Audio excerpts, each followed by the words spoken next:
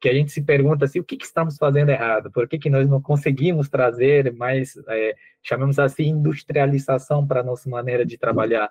E aí, quando a gente para pensar nisso, a grande questão aqui é que é bem difícil introduzir uma cultura de processos dentro de uma empresa e nas pessoas, principalmente. Tá? Por quê?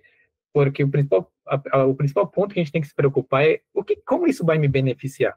A gente precisa transmitir isso para os coordenadores de projeto, a gente precisa transmitir isso para os projetistas, porque a princípio parece uma coisa assim, nossa, agora eu vou ter que abrir esse tal de workflow ali para falar o que eu estou fazendo, então não é transmitido a importância daquilo, né? Então, sempre eu gosto de abordar um pouquinho sobre o quão importante é isso, primeiro para o negócio, para quem é dono do escritório, e aí eu gosto de trazer um pouquinho do histórico da economia do Brasil, porque isso casa certinho com a economia do Brasil.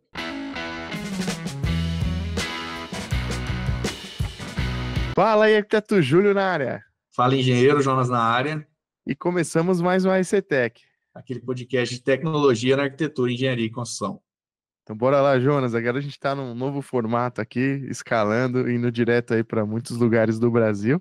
É isso aí. É uma honra estar aqui com o Peter, da AutoQI. Vamos testar aqui esse novo formato. Na verdade, acho que já foi né? Mas é a primeira vez comigo e com o Júlio.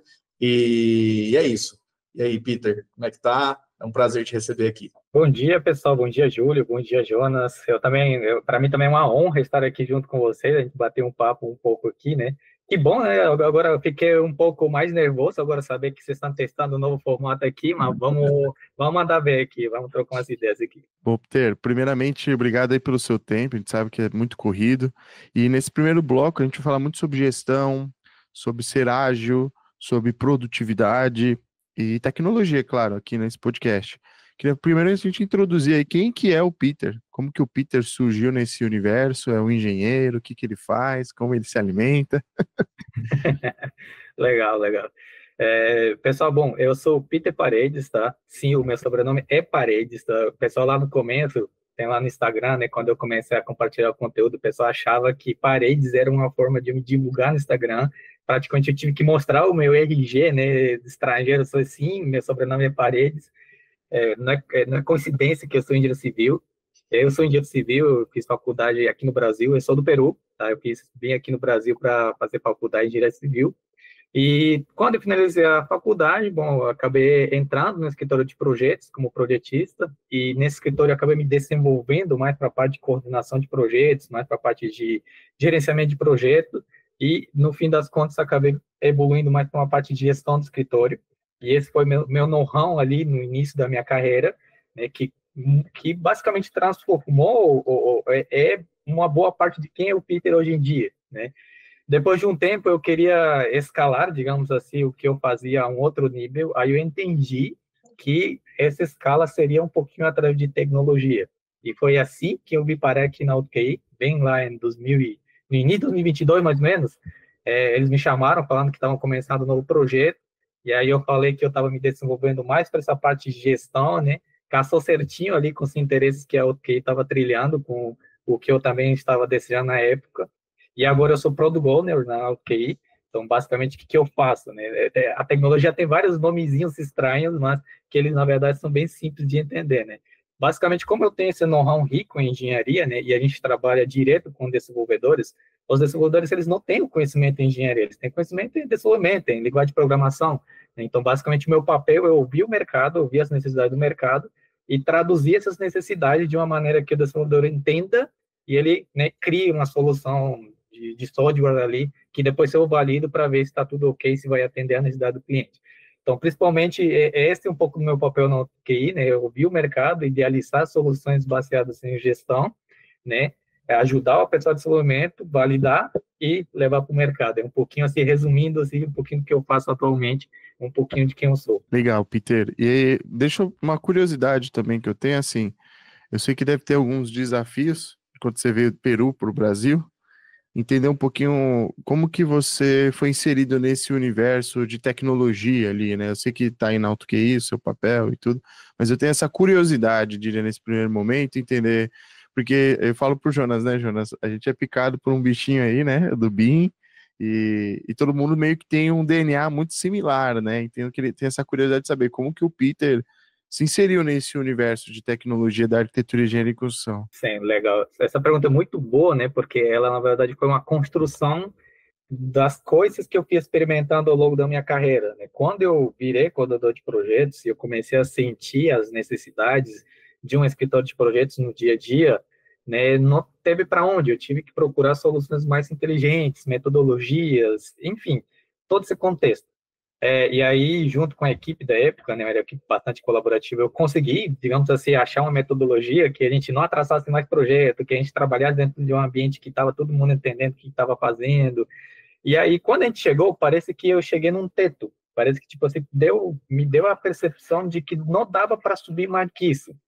E aí eu comecei a estudar, a pesquisar muito mais, eu entendi que a tecnologia poderia me ajudar a escalar os resultados. Então, na minha visão, é isso. No nosso dia a dia, a gente chega a soluções que atendem às nossas necessidades e a tecnologia ela vem para escalar o que a gente já faz no dia a dia, para potencializar aquilo que a gente já construiu. Então, foi através disso, né, que eu comecei a estudar um pouquinho a mais, né, sobre esse mundo da tecnologia.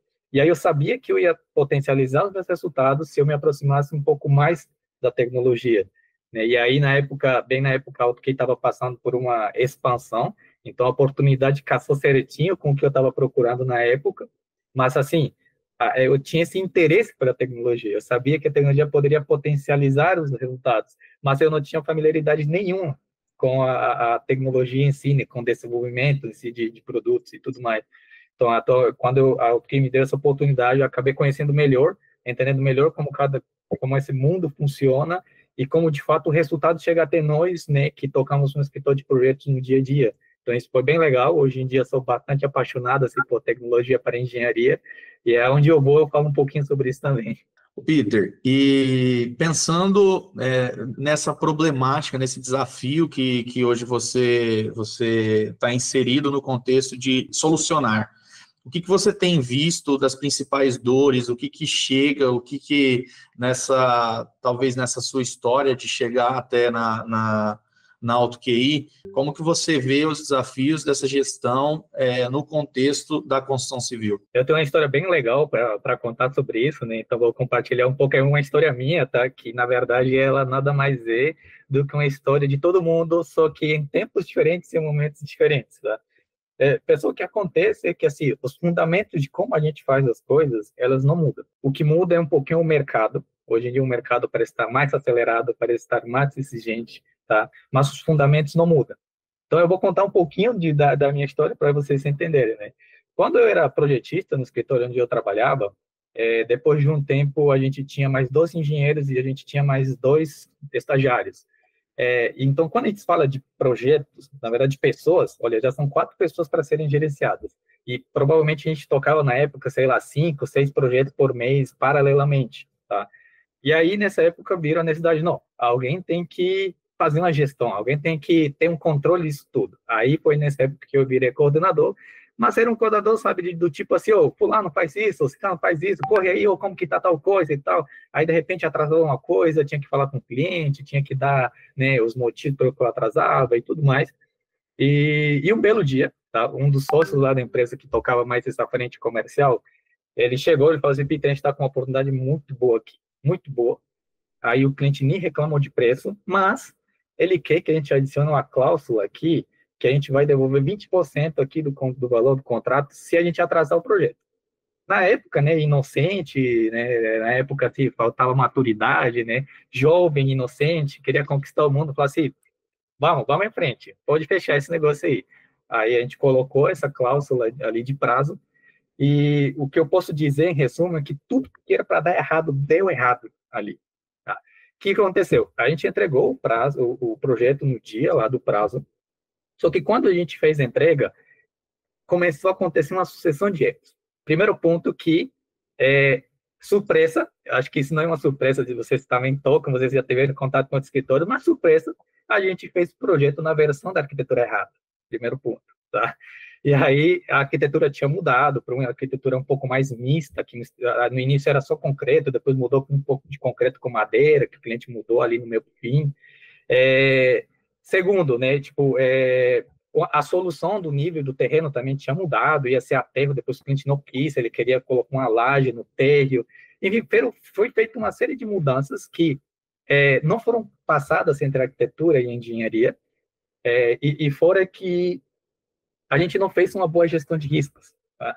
Então, quando chegou lá na entrega, a gente, né, levou um tapa de que tipo, uma série de erros tinha sido cometidos e de que a gente precisaria honrar e devolver 20% do valor do contrato, para mim isso foi um balde de água fria. Nesse momento foi o primeiro momento e a primeira vez que eu parei, eu falei assim, vamos mapear e ver o que a gente errou daqui para trás. Obviamente, a gente honrou primeiro, entregou o projeto, tudo certinho, aí, mas já teve que ser uma outra revisão, devolvendo lá. E aí eu fiz, sem saber na época, eu fiz uma coisa que todo escritório deveria fazer, que é introduzir um conceito de melhoria contínua. Né? Finalizou o projeto, vamos rever aqui o que a gente fez de bom, o que a gente errou. E aí, quando eu fiz essa retrospectiva, vamos chamar assim, eu vi uma série de gaps que existiam nos processos. E na época não existia bem um processo, existia uma forma em que a galera tocava os trabalhos, mas não existia um processo, assim, uma gestão, sabe, do projeto de verdade. E aí, quando eu mapeei essa série de gaps, eu primeiro fiquei um pouco assustado, porque era muita coisa para ser estudada, assim, era muita coisa para aprender, coisa nova, e eu vi que, de fato, eu estava muito envolvido no operacional, e que se eu ficasse envolvido ali no operacional ainda fazendo projeto, eu não ia time evoluir como projetista e eu não ia evoluir também como gestor deles. E aí foi nesse primeiro momento que eu parei, eu falei assim, preciso estudar sobre gestão, preciso estudar sobre metodologias, e aí eu parei, fiz isso, aí eu aprendi, tive o primeiro contato com metodologias ágeis na época eu comprei um curso do Ricardo Meira, ele é um arquiteto lá de Brasília, ele tinha um curso de final de semana que era Scrum para escritórios de arquitetura. Falei, vai ser esse mesmo, vou aprender lá. E aí eu aprendi um pouco, primeiro contato com o Scrum já aplicado, e a partir desse momento eu nunca mais parei. Eu sempre estava atrás de estudar metodologia, de estudar tendências, tecnologias e tudo mais, focado assim, como fazer uma boa gestão do projeto e como fazer uma boa gestão do escritório. Então, eu contei toda essa historinha por quê? Porque lidar com atraso, lidar com retrabalho, lidar com o bombeiro que apaga incêndio todo dia, infelizmente, isso é uma realidade de um percentual tremendamente significativo do nosso mercado de escritores de projeto, tá? Então, eu diria que esses são os desafios que nunca nos abandonaram. De vez em quando eu converso, por exemplo, com alguns engenheiros no LinkedIn, e esses dias eu encaminhei uma mensagem para um deles, e ele falou assim, Peter, desde a época dos 90, esses já eram os problemas que a gente lidava. E eu concordo com ele, tá? Desde aquela época, aquilo que eu falei, os fundamentos sempre são os mesmos. Então, os problemas acabam sendo os mesmos sempre. A questão é quanto o mercado vem se tornando exigente, né? E o quanto, onde pressa as coisas querem da gente, né? Antes era, sei lá, a gente tinha um certo tempo para fazer projeto, hoje em dia já não, as coisas estão mudando e tudo mais.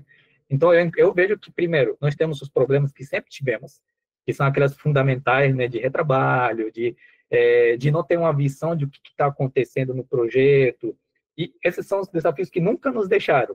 E os novos desafios são que o mercado tem se tornado mais exigente, porque o acesso à informação, né, hoje em dia, está cada vez mais facilitado. Então, o cliente, por exemplo, já entende um pouquinho, ou pelo menos um rascunho de o que é BIM. Então, ele vai te cobrar o que é BIM. Né? Antes, ele não tinha essa noção. Né? Aí, o mercado tem se tornado mais exigente. Parece que o mundo tem se tornado mais apressado, quer as coisas para ontem o tempo todo também. Então, eu diria que esses são os desafios. Os desafios deles se escalaram, a diferença é que eles são os mesmos, mas eles se escalaram dos últimos 20 anos para cá, eles cresceram mais, e por isso que talvez a gente está com essa impressão de que estamos sendo esmagados, seja você que nos está assistindo aí do outro lado, você pode estar falando assim, nossa, estou me sentindo desvalorizado. Não, pode ser esse esmagamento, é uma forma de expressar isso que está se sentindo desvalorizado, porque agora você está trabalhando muito mais, você está gastando muito mais para fazer um projeto e sua margem de lucro está diminuindo. Então, isso que eu interpreto como, né, precisamos urgentemente mitigar esses desafios que vêm nos esmagando, vêm nos apertando no dia a dia. Então, eu diria que esses são os desafios, Jonas, que nós, e os escritores de projetos, bem encarados, são desafios que sempre existiram, só que agora parece que eles cresceram, viraram os monstros maiores do que já eram, e a gente precisa urgentemente também correr atrás disso para, né, contra-atacar ali esses desafios. Eu acho que esse é um ponto importante que você trouxe, porque realmente, eu acho que para quem é mais antigo, ele vai olhar e sempre falar, né? Esses problemas, eles existem desde sempre. Mas realmente o que a gente percebe é que hoje o mercado ele é mais ágil, ele é mais exigente, a gente tem hoje um volume de informação maior sendo gerado na fase de projeto, que é realmente para enriquecer, né? Que vai trazer uma previsibilidade e resolver problemas lá da frente, mas isso exige mais tempo e também mais trabalho crítico, né? Acho que isso é muito importante. Não, eu diria também que tem um ponto ali, o que o Peter falou, eu vivi na pele também, viu, Peter? Muito similar no escritório de projetos, porque de arquitetura, porque a gente sabe que assim, a dor é universal de quem faz projetos, né? Alguns pontos são, primeiro, o planejamento, segundo, o compromisso, terceiro, saber o que está fazendo, quarto, se envolver com os terceiros, que são os demais projetistas. Quinto, eu lembro que quando a gente gravou o podcast com a Sônia, lá da Build Health, ela falava muito isso, né, Jonas? A gente que lida com projetos, lida muito com reação. A gente lida muito com reação, né? Então, tudo vai sendo efeito de outras pessoas, né? Da mesma forma. E você tem que reagir com tudo isso, né? Então, você não consegue muitas vezes tomar a decisão. Muitas vezes essa decisão já foi tomada, você tem que arcar com essas decisões. E eu anotei alguns pontos aqui enquanto o Peter falava, porque eu acho que assim, o que mudou muita coisa nesse ponto de reflexão que é muito bacana aqui, podcast. Primeiro deles, tecnologia. Então, quando a gente fala hoje, eu já passei por muitas ferramentas, sabe, Peter, lá no passado. Eu lembro que eu comecei no famoso Kanban lá, que você pegava os post-it, quem nunca passou pelos post-its, né? O post-it foi a forma, até compartilhar uma situação que aconteceu comigo no escritório de projeto, não sei se eu já te contei essa, Jonas. A gente criou os post-its, aí a gente tinha padrão de cor, tinha tudo, etc, e colocamos lá os post-its. Aí ficava se discutindo os arquitetos as cores dos post-it. Perdemos não sei quantos dias discutindo cor de post-it. Aí tinha uma pessoa que era daltônico na equipe. Aí eu falava assim, gente, vamos focar pro problema, que o problema é como a gente vai ser ágil, a gente não tá sendo ágil. Tem até aquele meme do Porta dos Fundos, que é vamos fazer reunião para reunião, né? Brincando, né? Naquela época a gente chegou numa metodologia do Scrum, né? Da metodologia que eu li aquele livro de O Dobro de Fazer as Coisas na Metade do Tempo, né? Que é um livro muito bacana. E aí, a gente montou toda a metodologia, aplicamos com pontuação, as atividades, pontuação mais difícil, pontuação mais leve, quando é rápido. Quem não conhece, é bacana entender como surgiu a metodologia do Scrum, e foi feito muito para TI, para essas outras áreas de tecnologia da informação. E aí criamos, né? Contando essa história, criamos lá, colocamos numa sala de vidro na época, e tava lá todo post-it, coisa mais linda, cara. Colocamos canetinha e colocou as etiquetas e tudo mais, tá? Isso era uma quinta-feira, alguma coisa assim. Quando foi uma segunda-feira, a tia da limpeza chegava antes. Ela chegou, pau, limpou tudo, cara. Tirou tudo. Primeira coisa que a gente percebeu, não pode ser algo suscetível a acesso fácil de todo mundo. Né, porque ela não sabia, ela foi na inocência, porque ela sempre limpava, o dono do escritório sempre falava, pode limpar tudo aí, a parede, tudo que tiver. Aí ela, pum, passou e limpou tudo. Eu falei, meu Deus, gente, alguém tirou foto, só de que uma pessoa tinha tirado foto daquilo. Aí a gente falou, pô, temos que digitalizar. Agora que a gente entendeu a metodologia e tudo, e estávamos usando ali, né, o post-it andava para cá, andava para lá, post-it voava, você perdia a atividade. Onde está a atividade? Perdi. Então, não, vamos ter que digitalizar. É importante, assim como você desenha a mão, né, para entender o que está sendo feito, mas você precisa digitalizar o processo, né? E aí é onde entra a tecnologia. Na época, eu comecei usando o Trello, na época. Então, a gente usava o Trello lá no começo, fazia igualzinho o Kanban, colocava ali, trazia para cá. Isso eu estou falando em meados ali, Peter, eu acho que de 2014, 2015, por aí, mais ou menos, tá? Usava o Trello, depois de um tempo a gente começou a usar não era o Monday, era alguma ferramenta similar ao Monday, aí nós fomos pro ClickUp, não, pro Asana, e hoje a gente usa o ClickUp aqui internamente. E aí tem gente que usa muitas outras ferramentas que tem por aí e tudo mais, só que eu sempre falo, gente, não adianta você vir com uma baita ferramenta, é igual o BIM, não adianta eu vir ali com uma mega ferramenta, e eu não tenho o conceito de fazer projeto, eu não sei fazer aquilo, né? E aí isso era um problema. Então, para nós, eu sempre falo para todo mundo, passa pelo processo primeiro de entendimento, de realmente botar a mão na massa, como é que funciona aquilo, um post-it, papel, seja o que for. Faz o brainstorm, depois digitaliza. É porque eu acho que hoje a gente está numa fase das coisas serem tão rápidas. O Jonas acho que já viu muito isso, né, Jonas? O pessoal vai lá, já sai Notion e já sai criando em tudo que é lugar, e é tudo muito vago, é tudo muito vazio, assim, sabe? Sendo que eu falo, gente, enriquece primeiro o processo, entende como é que funciona, faz um protótipozinho mínimo ali, vê se está funcionando, depois digitaliza, entende? Eu acho que tem que pensar primeiro e depois digitalizar. Então foi uma historinha também que eu passei, que eu lembro que foi uma dor interessante, mas até hoje, isso aí 2014 mais ou menos, vai fazer 10 anos, até hoje a gente utiliza isso aqui na SPVim. Legal, legal. Eu vi isso também um pouco, tá, Júlio, dessa história que você comentou. Eu acho que a dica aqui, mega importante, é pensar e começar. Porque a gente, assim, o engenheiro tem um defeito, que arquiteto é pior ainda, que na verdade é uma fortaleza que ela vira defeito, que é o tal do perfeccionismo. Tá?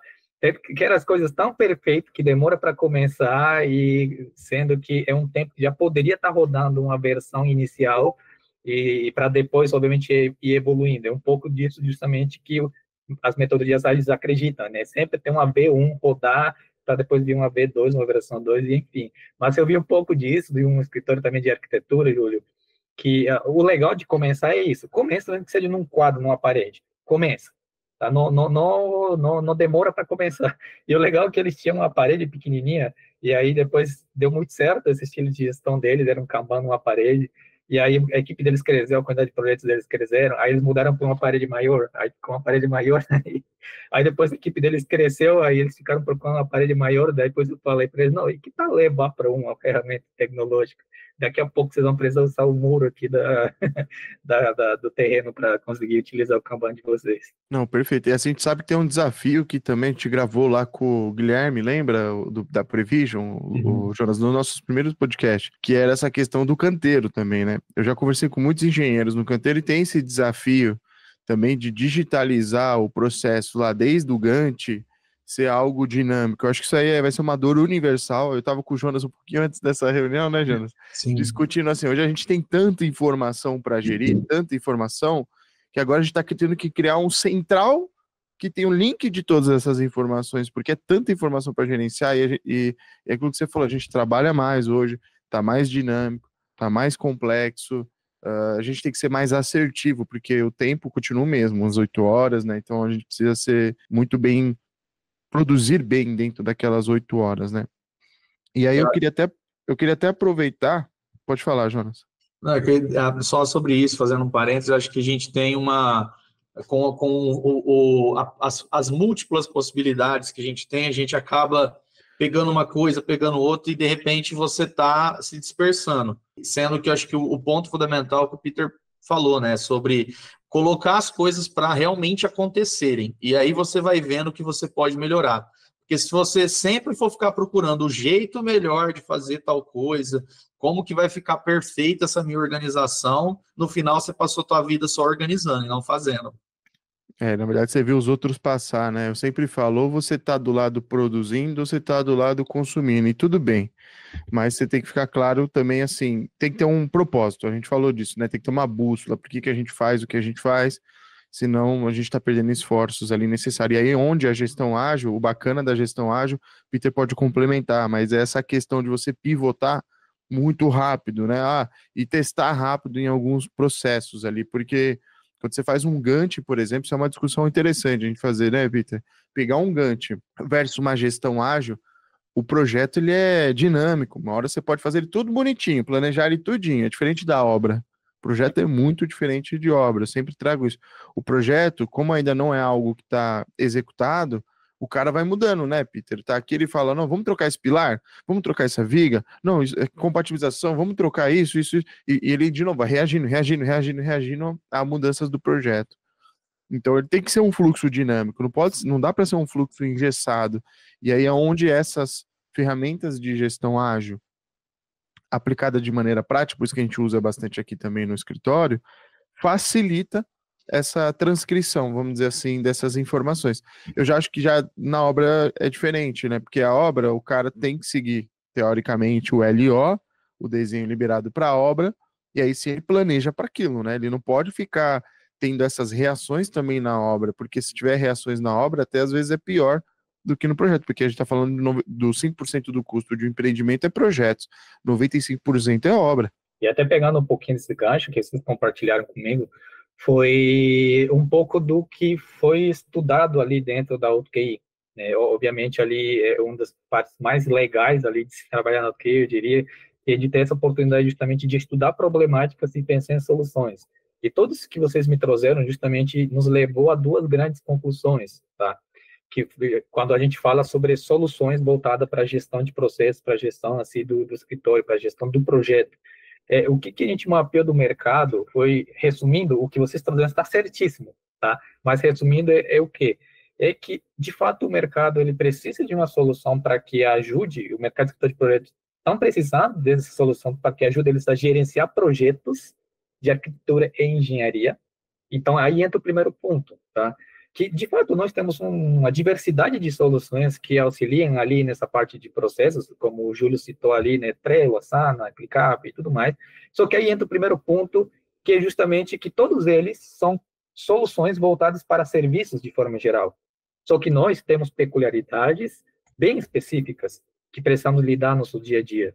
Então, um dos primeiros problemas que a gente identificou, que a gente começou a se preocupar quando a gente criou, na época, o Workflow, né, que é o nosso Business Workflow atualmente, foi que a gente identificou que o mercado precisa de uma ferramenta para gerir projetos vocacionada, que significa que se preocupe com os nossos desafios diários, com as nossas necessidades diárias.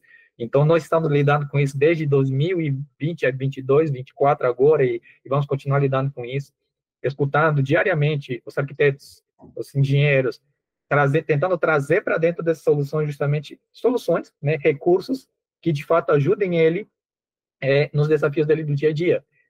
Isso já é um grande diferencial das ferramentas ali que tem no dia a dia, porque, primeiro, que elas se preocupam de forma geral pelo mercado de serviços. Eles não vão falar assim, olha, tem um escritório aqui, chamado Escritório XPTO, aqui de São Paulo, que quer um Gantt dinâmico que faça isso, aquilo. Eles não vão se preocupar por aquilo, eles vão entregar uma solução geral para o mercado de serviços.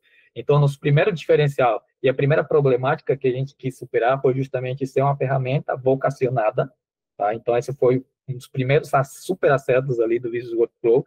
E o segundo caça bastante também com o que vocês trouxeram, que é o seguinte, nós estamos gerando e gerindo tanta informação do projeto hoje em dia, né, que falta pesquisa justamente para fazer isso, mas se você pegar uma simples parede que tem ali 2, 3 pilares, já deve, assim, no IFC já deve estourar ali 200, 300 níveis de informação ali, que é um absurdo de informação, e até o dia a dia mesmo, quem está fazendo o quê, está em qual status, já também é uma série de informação que a gente precisa gerir, só que aí tem um porém, nós lidamos com diversas outras ferramentas, né? Por vezes eu estou usando um Revit, um Builder, um Eberic, um CDE que está conectado, e tudo isso é informação do projeto. E a grande questão é que essas informações não estão interconectadas, elas não estão integradas. Então, esse foi o segundo ponto que a gente identificou como grande dor que a gente precisava trazer para dentro do Business Workflow, né, que foi justamente ela estar conectada a essas outras soluções que o escritor de projeto utiliza no dia a dia para que justamente a informação não se perca. Porque da mesma maneira que a gente precisa gerir o fluxo de trabalho, a gente precisa gerir o fluxo da informação para que aquilo que é importante chegue para quem tem que chegar. Então, esses são os grandes dois pilares que a gente mapeou de problemática e que a gente está inserindo dentro do Business Workflow justamente como diferencial de soluções de gestão de processo, que a gente vem trabalhando arduamente nisso. E esses são os grandes diferenciais dele, né?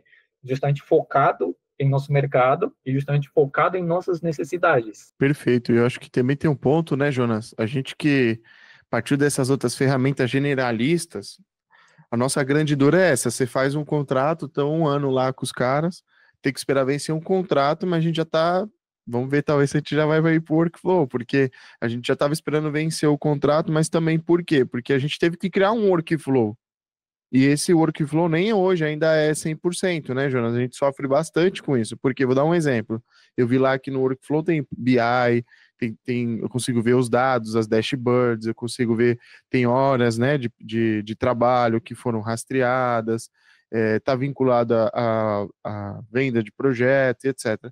E, pô, a gente teve um esforço descomunal, eu diria aí, o Jonas pode depois relatar melhor que eu, porque ele gere mais que eu essa parte, mas, por exemplo, cara, para usar para... E é aquilo, às vezes nem te atende tudo, sabe? Porque eu falo, tudo que tem tudo não te atende tudo.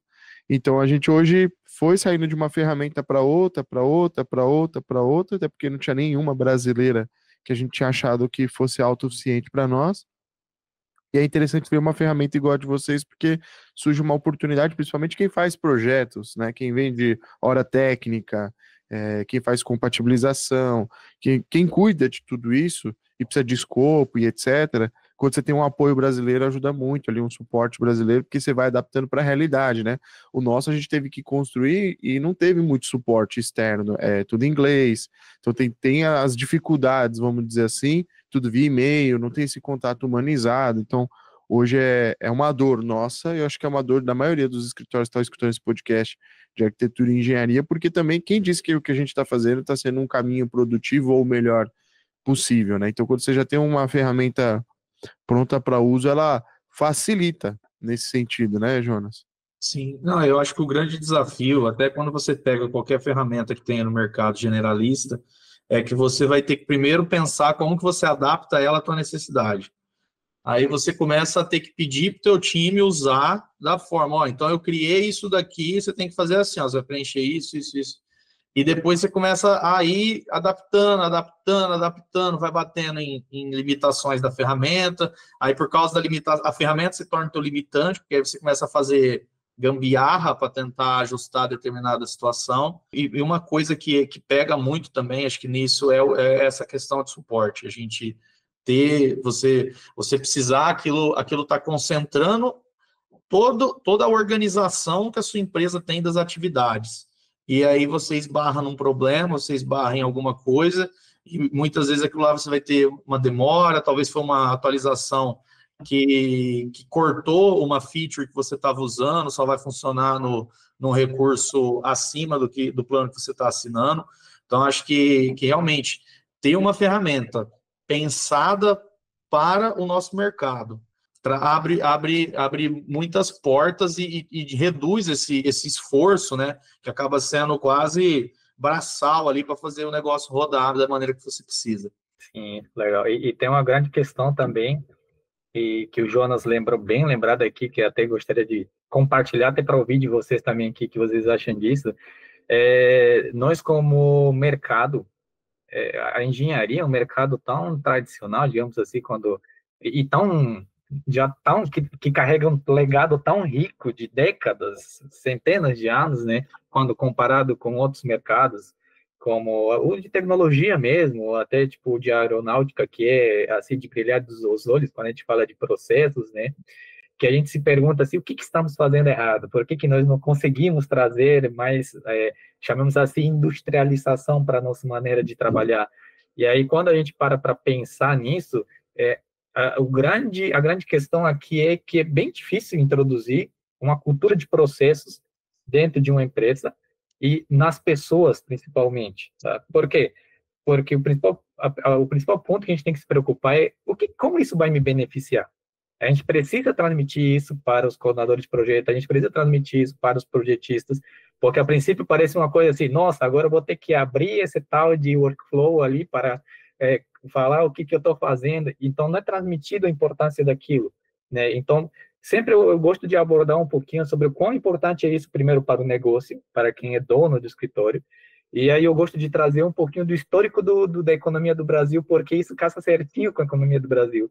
Quando a gente pega a economia, eu vou reduzir um pouco aqui, quando a gente pega a economia aqui da construção civil, dos últimos 30, 40 anos, a gente consegue ver aqui isso aqui, ó.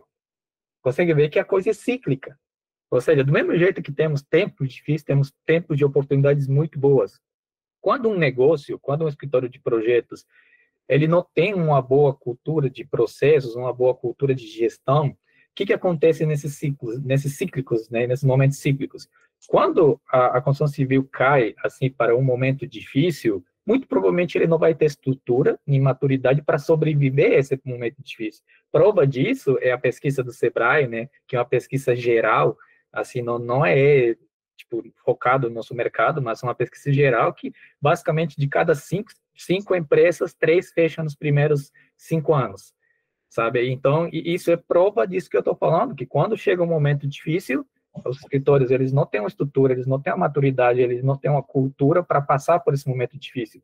Da mesma maneira que quando passa por um momento muito rico, digamos, vamos chamar assim rico de tanto de riqueza de faturamento quanto de oportunidades, muitos escritores perdem oportunidades nesses momentos porque eles não têm uma estrutura preparada, né? Muito escritor fala assim, meu Deus, está chegando muita demanda, agora eu não sei se preciso contratar mais gente ou se eu posso ser mais produtivo com o que eu já tenho, né? Então, passa por esses momentos bons e não aproveita tanto quanto poderia aproveitar.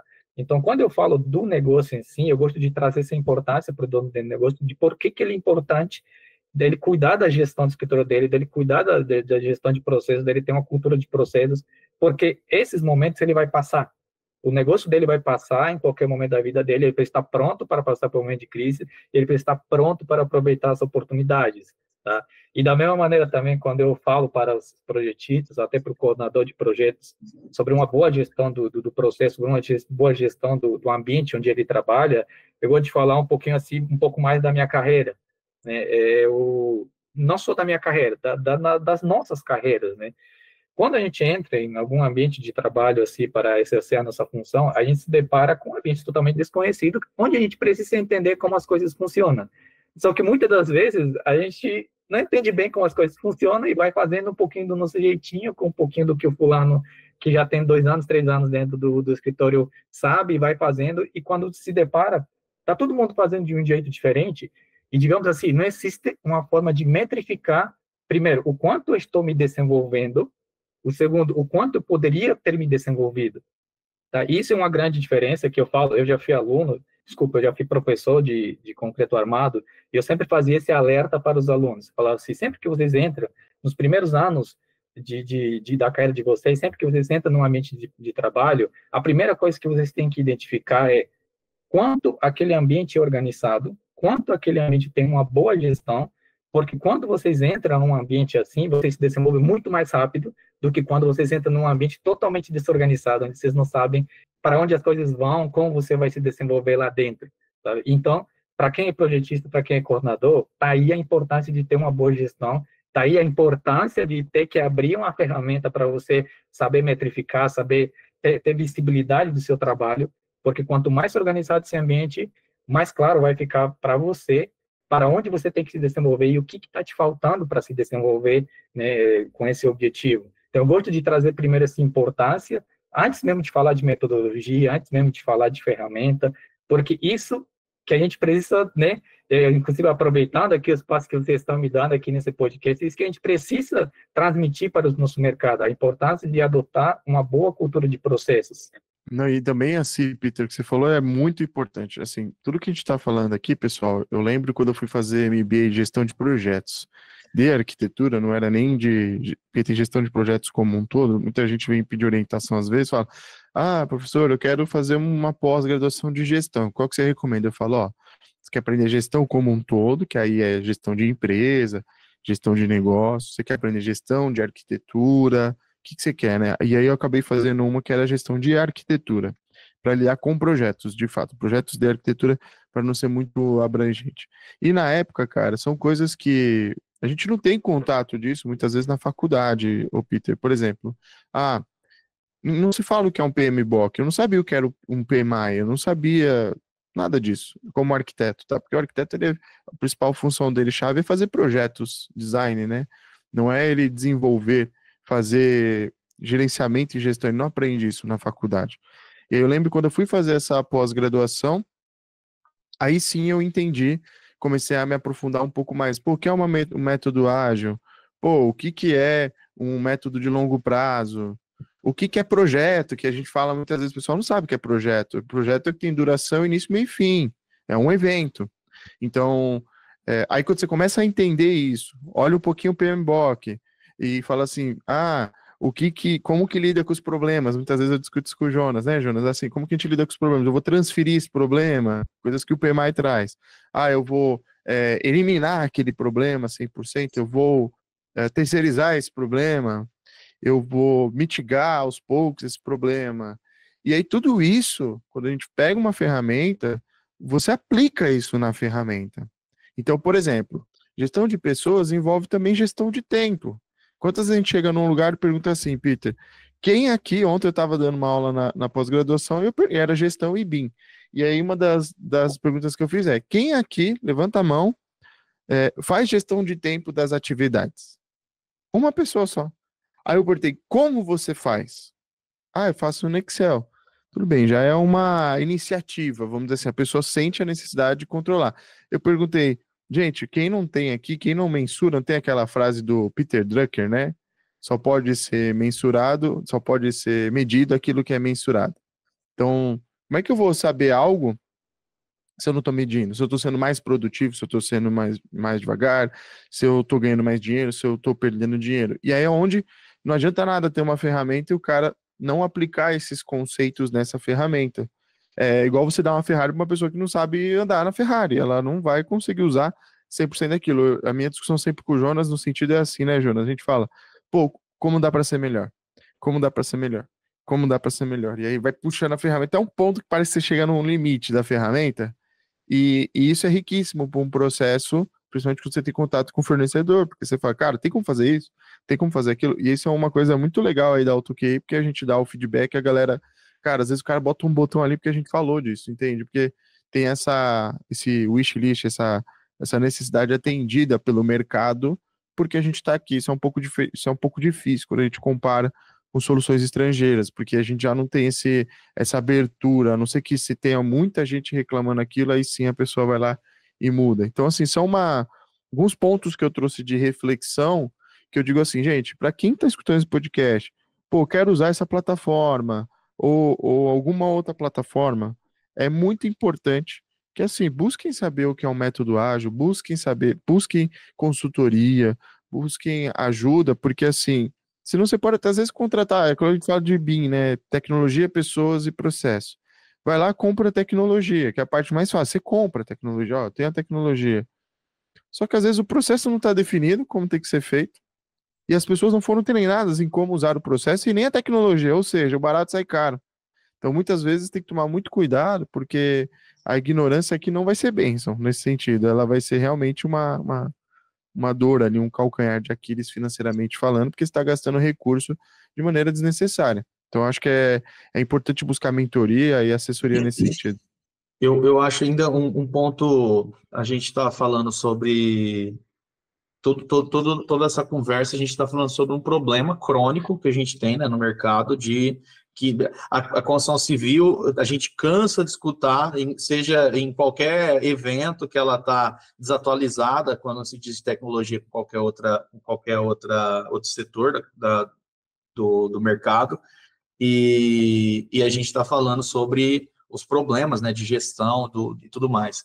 Mas e eu acho que ainda tem um outro ponto, quando a gente já pensa que começou a se resolver esses problemas, quando a gente pensa em ter uma plataforma digitalizada para gestão, hoje, mais claro do que nunca para as pessoas, ficou que essa informação estando digitalizada, ela te traz oportunidades à frente. Você trabalhar com essa informação para sua melhoria, você trabalhar com essa informação para insights, você trabalhar com essa informação agora que está batendo na porta para todo lugar, para treinar uma IA para se utilizar disso. Então, acho que, além de tudo, para aquele cara que ele já está com o processo organizado, mas que talvez não seja digitalizado esse processo dele, ele precisa digitalizar esse processo, porque o processo estando digitalizado abre todo um leque de possibilidades para que ele utilize essa informação, esse volume. É uma coisa que aqui no escritório a nossa discussão sempre foi quando em tentar organizar com uma plataforma que nem era própria para isso, mas tentar organizar essa informação para que a gente tivesse insights a partir disso, porque não adianta nada eu usar isso para o controle, ter um puta de um esforço, assim como a gente usa esse mesmo argumento para o BIM. Eu tenho um puta de um esforço para gerar um modelo de informação da construção e descartar ele na hora que terminou o projeto. Então, eu utilizar essa informação que foi gerada, o Peter deu o exemplo lá da dor que ele sofreu lá atrás, para tomar novas decisões e melhorar o que aconteceu de errado, porra, se eu tenho uma ferramenta que está me centralizando todas as horas dos meus trabalhos, as dificuldades que eu tive e tudo mais, como que eu vou usar essa informação agora para eu melhorar a minha empresa, para eu estar à frente do meu concorrente que está lá sem se organizar, né? Perfeito toda a colocação de vocês, viu? Perfeito. E até o que o Júlio trouxe, né? Eu vejo muitos escritórios, chamando isso assim, falhando, por conta que eles descuidam essa tríade que o Júlio comentou, tá? Que é tecnologia, pessoas, processo. Justamente porque acreditam que só adotando a tecnologia já é o bastante, e passa o tempo e se prova que não. Então tem que ter muito cuidado com isso. E também eu concordo com ele que procurem uma consultoria, procurem uma mentoria, procurem alguém que ajude vocês a implementar isso, né? E até com o que o Jonas também trouxe, assim, perfeito, assim, a gente está no mesmo ritmo aqui da nossa conversa, eu diria. Bom, eu queria puxar aqui um outro assunto que eu acho bem interessante aqui de tudo que a gente falou. Eu acho que a gente tem hoje uma complexidade quando a gente fala de comunicação. Eu não sei se hoje lá na plataforma tem isso, Peter, mas, por exemplo, cada dia que passa, quando a gente fala de tecnologia e processos, a ideia é enxugar, né? Que essa ideia, até quando o BIM veio, ela eliminou diversas ferramentas. O cara usava o Excel, usava o CAD, usava uma ferramenta de modelagem. Hoje, pum, centraliza. Então, a ideia da tecnologia e da forma pensar ágil é, eliminar partes do processo, ou reduzir, né, esse ciclo de processos. E eu acho que uma dor que anda paralelo à gestão é a parte de comunicação. Porque quando a gente está falando, por exemplo, tem ali a plataforma, eu vi que a plataforma, eu concentro horas de trabalho, ou seja, eu sei para onde está indo recurso, que isso é muito importante. Eu sei as atividades mapeadas por projeto, então eu sei se aquele projeto eu estou dando prejuízo, está dando lucro, ou se está surgindo aditivo, ou se é retrabalho, que muitas vezes é um erro interno. A gente aqui, pelo menos na SPBIM, classifica retrabalho como um erro interno, é um custo que sai da empresa porque não prestou atenção, ou aconteceu, não foi alinhado com o cliente e teve gasto em recurso que não era mapeado. E aditivo é quando está fora do escopo e a gente mapeou, e aí o cliente está disposto a querer fazer um investimento a mais do que aquilo que ele tinha previsto. E a gente tem um item que é desenvolvido para quando foi realizado. É o feito, só que a gente chama de desenvolvido, porque um trabalho foi desenvolvido. E aí tem também o controle de qualidade, que a gente coloca um pouco antes de tudo isso, para de fato liberar. E aí eu queria entender, porque assim, hoje a gente trabalha muito comunicação com o Discord aqui no escritório, a gente usa o Discord como gamificou a nossa comunicação interna. Isso com terceiros também, com o cliente a gente ainda mantém muita comunicação em WhatsApp e contato e-mail, né, via e-mail. Então, a gente ainda tem uma descentralização, vamos dizer assim, da comunicação com a gestão. Ainda não vi nenhuma plataforma, né, Jonas? Você me corrige se estiver enganado, mas a gente ainda não vi nenhuma plataforma que busque fazer essa integração, porque quando começa a fazer integração, ela tem alguns ruídos, tem algumas dificuldades disso. Como que está isso na visão de vocês hoje? Como que a comunicação vai trabalhar bem com essa parte da gestão? Porque a gestão vocês já estão resolvendo, né? Mas Sim. A comunicação, ela anda paralela, né? Aquilo que eu falo, se o ser humano não quiser fazer, nada acontece de tudo isso daí. Sim. Legal essa tua pergunta, Júlio, porque aí eu aproveito para trazer um conceito muito mais macro ali do que a gente vem estudando ali dentro da UKI. Tá? Quando a gente fala, por exemplo, de Business Workflow, ele justamente foca em como gerir o processo do projeto, em como gerir o fluxo de trabalho do projeto e faz tudo esses pontos ali que o Júlio comentou, né? Faz um acompanhamento ali de como estão os custos, a saúde financeira ali do projeto. Eu posso reagir se por acaso observar que eu estou talvez gastando mais do que eu deveria. Porém, os desafios dentro do dia a dia da construção civil, quando a gente fala de gestão, não apenas estão concentrados a isso.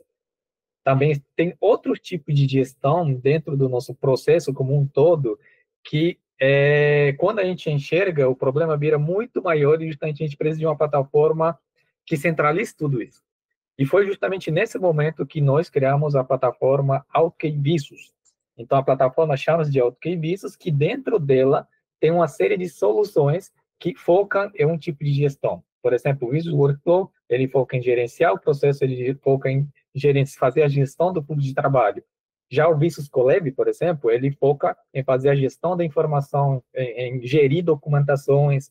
temos o Business Cost Manager, por exemplo, que ele foi quem fazia a gestão de custo da obra, e a gente está trazendo outra série de gama de produtos ali, como o Control Tower, que é um pouco mais do BI, um pouco mais ali dos dados, né? O tracking, o vídeo ali, que a gente pode abordar em outros momentos. Mas por que eu trouxe essa informação macro primeiro?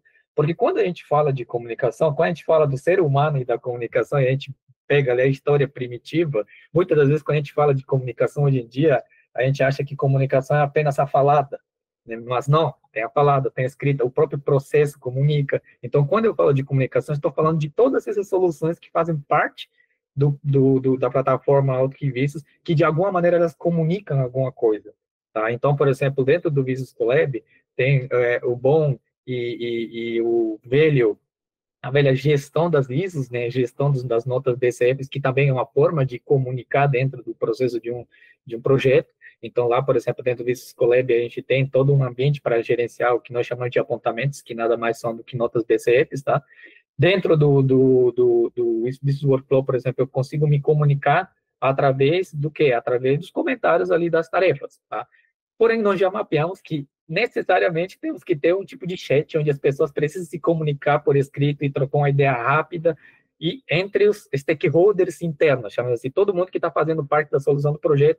Porém, eu também preciso de um canal de comunicação com o meu cliente que pode ser um pouquinho diferente desse outro, porque internamente eu estou ali no dia a dia, tentando estar alinhado com a equipe, trazendo informação, colhendo informação, e com o cliente é mais pontual. Ele tem uma participação mais pontual em alguns momentos que os combinados precisam estar ali bem descritos, tá?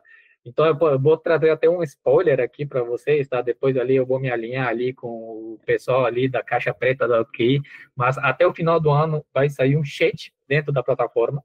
Dentro da plataforma vai ter um chat onde as pessoas vão poder, vamos supor que todos nós fazemos parte de uma equipe, eu vou processar, sem sair do lugar dentro da plataforma mesmo, entrar o Júlio, vamos alinhar sobre tal projeto. Aí esse chat é como um chat que todos nós já estamos familiarizados, ele tem videochamada, ele tem a partir do próprio chat mesmo, dá para agendar reuniões, então tudo isso já vai estar integrado até o final do ano, vai ser entregue, né? E assim como eu estava comentando, dentro do Visio Collab também, a gente vai fazer uma entrega bastante rica para a parte de apontamentos, né? Trazendo muito mais informação, que o padrão nota BCF, ele é um pouco limitado em informação, a gente está enriquecendo cada vez mais ele dentro do Visio Collab, e a gente vai estar fazendo essa integração também ali dentro do Visio Collab, tá? Então, sim, a gente vai estar trazendo um pouquinho disso, a gente já mapeou essa necessidade, eu acho que até o final do ano ali já vai ter esse chat ali dentro do Visio Collab, dentro do Visio como um todo, e aí, ao longo do 2025, a gente vai estar trazendo esse chat dentro de todas as soluções, mas ele já vai ser lançado dentro de um ambiente específico ali dentro da nossa solução. E, realmente, comunicação, eu diria assim que ele é um grande problema, ele ainda continuará sendo, porém, nós estamos trabalhando ali para trazer recursos que ajudem vocês a procurar a solução, né? Não, perfeito. E também entra em alguns outros pontos que eu até ia falar. Uma das partes bacanas do workflow, além dele resolver questões de projetos, Jonas, ali de gestão, do escritório, que nem a gente utiliza nas outras plataformas, mas ser direcionado, eu vejo muito essa conexão com o BIM, com projetos, que acho que isso é um ponto importante para quem está escutando esse podcast. Porque você acaba centralizando, que nem o Peter falou, porque muitas vezes você está ali, a gente tem essa dificuldade, né, Peter? Eu estou aqui com o ClickUp, mas eu estou fazendo um projeto no Revit, eu estou fazendo um projeto em softwares da AutoKey, então assim, eu tenho essa disparidade de informações que estão saindo, né, e aí quando você tem uma plataforma que também centraliza isso, que tem a ver com aquilo, isso é muito interessante, ou um CDE, vamos dizer assim, né, você tem ali o CDE, eu hospedo os arquivos, eu pudesse me comunicar através daquele projeto, mas ao mesmo tempo eu tenho um módulo que eu tenho de gestão de projetos, porque uma coisa, gestão de projeto tem impacto o projeto que está acontecendo. Então ele tem que ter uma conexão direta, porque acho que uma das grandes dificuldades de todas essas plataformas que a gente vê é de fato essa desconexão de tudo. Então, eu estou lá no ACC da Autodesk, eu estou em outras plataformas. Cara, tem que logar, estou naquela plataforma, tudo bem, mas eu tenho Tá, mas eu me comunico aonde com o cara? Manda um e-mail. Mas eu posso até escrever ali, mas não é todo mundo que ainda está centralizado naquela plataforma, e a gente nem sabe se vai estar. Então, acho que esse é um desafio interessante que vocês estão resolvendo, principalmente sendo brasileiro. A dúvida que eu tenho, com relação também, não é dúvida, mas acho que já a minha própria pergunta vai responder, mas é a questão de tudo ser na nuvem, né? Eu acho que esse é um ponto muito importante. Não precisar ter uma instalação local de nenhuma ferramenta, tá tudo conectado na nuvem. Eu acho que hoje é uma grande, é um, é um requisito que é o mínimo, né? Tem que ser um SaaS ali, né? Um serviço, de fato, tudo vinculado na nuvem. E aí eu não sei como tá nessa parte da nuvem, Peter, como tá a segurança da informação, da gestão das pessoas ali? Tem um controle bem afinado disso para as pessoas que forem se conectar? Porque a gente sabe que tem dados muito sensíveis, dependendo de algum projeto, Sim, pode vazar essas informações. sim. E justamente quando a gente fala de vocacionar a solução, é desse nível de vocacionamento que nós estamos falando, nível de especialização, porque o que nós mapeamos ali dentro dos escritórios, justamente quando a gente fala de vocacionamento, é que os escritórios têm a necessidade de criar camada de informação que as pessoas podem acessar, seja pela sensibilidade dessas informações, né, ou seja também para garantir que seja um fluxo de informação contínuo e que faça sentido. Lembra que eu comentei lá na história que eu comentei que a gente fez projeto em cima da versão errada, né? Justamente por isso que a gente precisa ter esse nível de controle da informação para que as pessoas trabalhem dentro de uma informação que é válida, né? De uma informação que é mais atualizada, ou seja, também por conta da sensibilidade dessas informações, tá? E dentro da plataforma, tanto o Visus Collab, por exemplo, quanto o Visus Workflow e qualquer outra solução Visus, vocês podem flexibilizar o acesso à informação, tanto acesso a qual recursos essa pessoa vai ter acesso, se ele vai ter acesso aos documentos PDF, se ele vai ter acesso aos modelos IFC, ou se ele vai ter acesso a parte de apontamentos, quanto também o nível de acesso dentro do projeto. Se ele tem acesso a todas as pastas do projeto, se ele tem acesso à arquitetura, se ele tem acesso só a uma pasta dentro da arquitetura. Então, tudo isso é flexível, que vocês podem ir lá criando ali, conforme, né, a peculiaridade do escritório de vocês, e a mesma coisa também dentro do workflow. Como o Júlio comentou, lá dentro do workflow, eu consigo fazer um pouco dessa gestão da margem de contribuição do meu projeto, e quando eu falo de margem de contribuição, eu estou falando da parte financeira, às vezes é uma informação um pouco sensível, tá? E aí, esse nível de informação também eu posso gerenciar. Olha, o Júlio vai ter acesso, o Jonas já não vai ter acesso, o Peter também não. O Peter só visualiza, ele não edita. Isso aí, essa flexibilidade vocês vão ter ali dentro, tá? Isso é a parte bem bacana, assim, justamente que a gente mapeou como necessidade. Ô Peter, e hoje vocês, não sei se já está embarcado, ou se a ideia é embarcar também IA, como é que vocês estão com isso nessa solução? Legal. Nós estamos adotando IA aos poucos ali em algumas das nossas soluções. Por exemplo, o Business Cost Manager, que é a parte da solução que é para gerenciar a parte de custos, ele já tem IA incorporado em pelo menos duas frentes, tá? Lá, o Business Cost Manager, muitas vezes, o desafio de fazer orçamento em BIM é o quê? É a informação BIM chegar no modelo BIM, chegar dentro da modelagem. Às vezes vem uma parede, mas a gente vai lá, a propriedade da parede é outra coisa, sei lá, um vaso, eu já vi isso, tá? Acredita, é uma propriedade de vaso sanitário, né? Sim. E aí, ele tem uma IA que justamente auxilia vocês a fazer uma rechecagem de todos os elementos do modelo, e através de algumas características geométricas, ele fala assim, ó, esse elemento tem 90% de chance de ser uma parede, quer adotar? Adota. Então, a gente liberou isso já tem alguns meses, justamente para quê?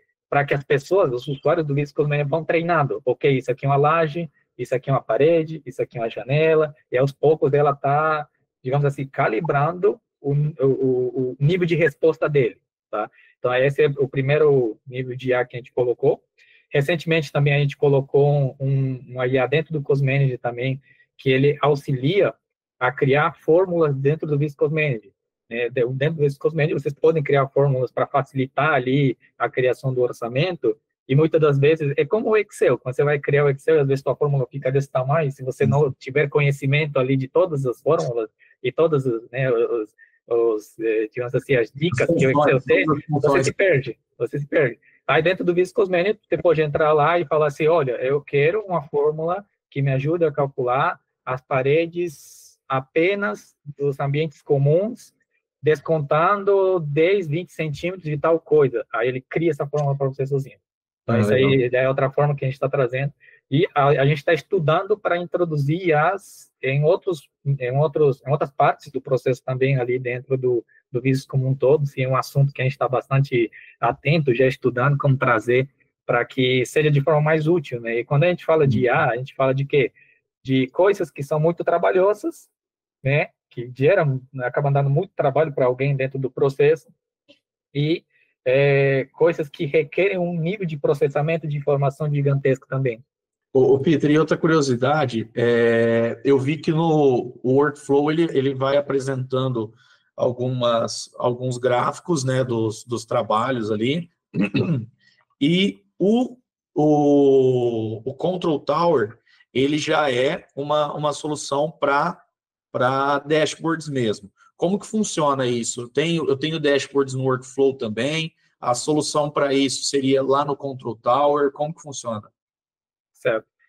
Nesse momento, nós estamos trabalhando para centralizar a questão da gestão da informação ao nível de BI dentro do Control Tower, e o Control Tower é uma solução que nós estamos amadurecendo o nível de desenvolvimento dele, mas, por enquanto, nós ainda temos dashboard dentro do workflow, e esse dashboard apresenta dados sobre o processo.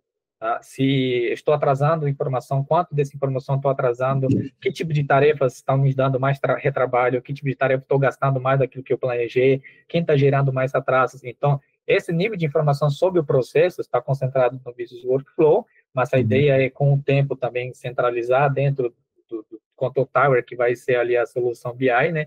E o Control Tower, nesse momento, está gerenciando bastante informação da gestão do custo. Então, o orçamento que é gerado dentro do Business Cosmético está indo para a Control Tower, e isso está sendo gerenciado de diversas maneiras, mostrando o planejamento, mostrando o avanço da obra, né? Enfim, um pouquinho disso, assim, a gente ainda está em desenvolvimento ali do Control Tower, mas justamente a ideia é ele centralizar o nível de informação BI lá. Legal, legal. Então, acho que recapitulando, fazendo um telecurso 2000 aqui, um telegeral, né? Assim, a gente está falando de uma solução que é na nuvem, que já está pensando em IA e usando, né? Está pensando em comunicação. Brasileira, ferramenta. Deixa eu pensar aqui mais. Vai me ajudando aí, Peter, que você foi falando. Eu acho que um ponto bem importante também, que antes, não é porque eu sou do OutKey, tá? Mas antes de ser do OutKey, eu já tinha visto também, é que a OutKey, ela tem uma cultura muito de ouvir o mercado, sabe? De alguém chegar, alguém da OutKey chegar aqui no Júlio e falar assim: Júlio, eu vi que você está usando Visto Cosmético, vamos conversar, o que você está identificando de gap, de melhoria. Acho que esse é um ponto também bastante, assim, importante, tá? Não, suporte, então, aqui, esse ponto é bem importante. E tudo em português também, acho que é um ponto também importante trazer, porque quando a gente vai para o ClickUp, a gente tinha sofrido um pouquinho, porque por mais que a gente saiba um pouco de inglês, começa a ser uma parte, às vezes, um pouco técnica, você quer se expressar, dificulta um pouquinho, quando não é uma língua nativa. Enfim, acho que é um resumo aí para quem tem interesse em procurar o Peter. A gente vai deixar ali as informações aqui no podcast, pessoal, o link das redes sociais, o contato aí, Peter, para quem quiser se conectar com você, para saber um pouquinho mais também da solução. E por último, uma pergunta que não quer calar, assim, vai ser algo acessível? Qual é o tamanho do escritório que vai poder utilizar o workflow? Como é que está isso? Vocês estão pensando no workflow light, depois um workflow para empresas maiores? Como é que vocês estão pensando isso aí dentro?